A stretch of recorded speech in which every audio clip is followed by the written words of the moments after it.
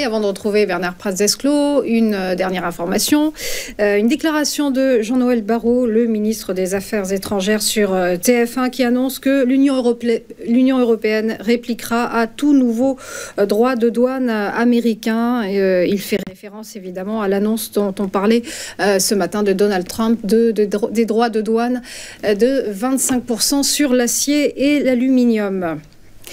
On retrouve donc Bernard Praz-Desclaux. Bonjour. Bonjour Roseline. Vous êtes trader pour compte propre et auteur de l'Investisseur Stratège. On va se concentrer sur le secteur de l'immobilier et on va commencer par Nexity.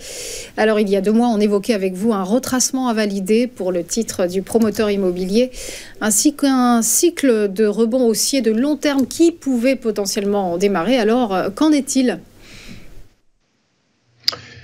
Écoutez, en fait, c'est une action qui poursuit son chemin. C'est une entreprise qui poursuit son chemin après plusieurs années quand même de souffrance, puisqu'évidemment, tout le secteur de l'immobilier souffre depuis maintenant plusieurs années et a souffert avec le Covid, a souffert avec la hausse des taux.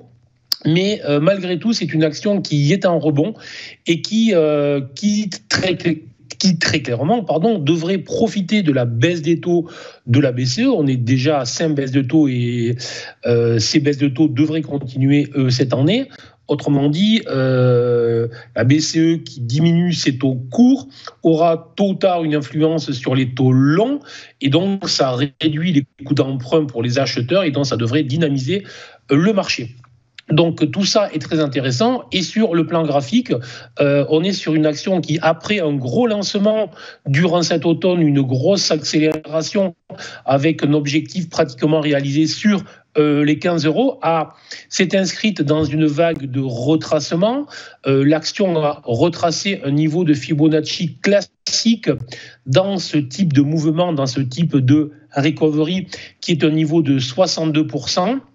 Et mieux encore, depuis maintenant 3 mois, en fait, la valeur est en train de nous dessiner au-dessus de ce niveau de retracement de Fibonacci de 62%, nous dessine une configuration classique de retournement qui est une configuration en double creux, une configuration de creux et qui nous offre, et qui a un gros avantage, c'est que c'est une configuration graphique qui a été déclenché déjà par la cassure de la résistance que l'on appelle la ligne de coup sur le niveau des 13,19 € et qui nous offre en fait un objectif sur les 15,13 alors que ce matin, l'action est en hausse déjà de 2% et qu'elle cote sur les 13,72%. Donc tout simplement, tant que l'action ne repassera pas sous le niveau et sous cette ligne de coup des 13,19, l'objectif est très clair, c'est les 15,13, donc positif à moyen et long terme